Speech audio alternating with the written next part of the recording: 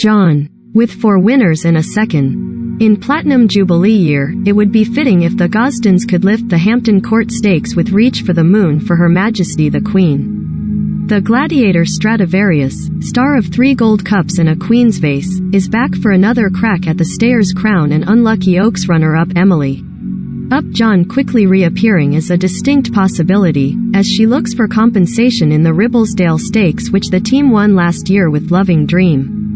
Brilliant bite, the best since Frankel? Meet the NBA All-Star chasing Royal Ascot glory. Frankie Dettori poses with connections of Stradivarius in the York Winners' enclosure. Stradivarius. Gold Cup. It's one thing training an 8-year-old gelding and another training an 8-year-old full horse, but he is happy and well, and we are hoping the weather holds for him and we get the chance to run on something called good ground in the Gold Cup rather than soft or heavy, which ISNT has seen. Going to Goodwood last year, you don't expect the first day to be run on heavy ground as it's summer racing. He runs how he runs and he gets to the stage where he gets there and knows how to race. He doesn't want to be left with a tremendous amount to do, but on the other hand, if he gets there too earlier, it's not a good idea either. He is just an old pro now and goes in the ring and does what he has to do. He had bad luck with ground last year, but he is still up to running a huge race in the Gold Cup, as long as the ground isn't soft or heavy. Lord North. Lord North. Prince of Wallace Stakes. Lord North goes for the Prince of Wallace Stakes, and we would be very frightened of Sharier and Sir Michael Stout's Bay Bridge. Our fella is a grand horse and he has won it before, but he needs to be ridden a little differently to the way he was ridden in Ireland. He is in good form and he got too close to the strong pace in Ireland. We will try and ride him from a bit further back. It's a very high-class race and so it should be. Magical Morning. Royal Hunt Cup. He put up a good performance when winning at Doncaster recently and carries a £5 penalty in the Hunt Cup. Again, it's a very competitive race and we will probably claim off him. Nashwa, Green, chases Home Oaks Front 2 Tuesday and Emily Upjohn at Epsom. Emily Upjohn. Ribblesdale Stakes.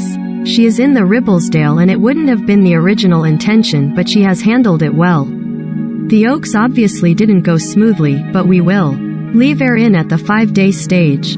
It's not normal, but I have done it before and have had luck doing it, and won the race with fillies that have run in the. We will see how she is and leave a decision until late. The Ribblesdale is the right sort of race. She hasn't won a Group 2, and the other thing is you wait until the end of July and look at 2 possible races, and then you have to wait for the Yorkshire Oaks, and then you have to wait again. She is in good form and it is something that needs to be considered and thoroughly looked at. She had 4 races in her life and she is fine after the Oaks and eating well and looking well, and she seems happy, so we will keep the options open. Reach for the Moon and Frankie Dettori winning at Newbury last season. Reach for the Moon. Hampton Court Stakes. He sustained an injury in the spring and you have to go very, very gently, and it wasn't going to happen in time for him to go for the Derby. Obviously, the owner, breeder, the Queen, is very understanding, so it made the decision simple and he will go for the Hampton Court Stakes over a mile and a. It would be amazing if he could win the race in Jubilee year.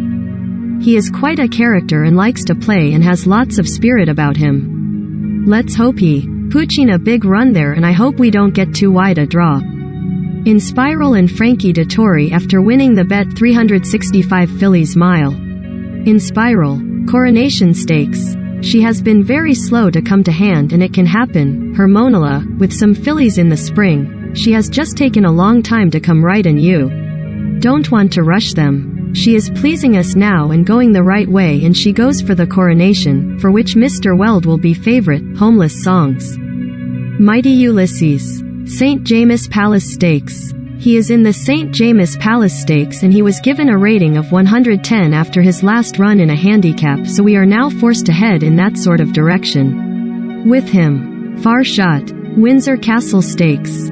He made a pleasing debut when winning at Yarmouth and goes for the Windsor Castle Stakes.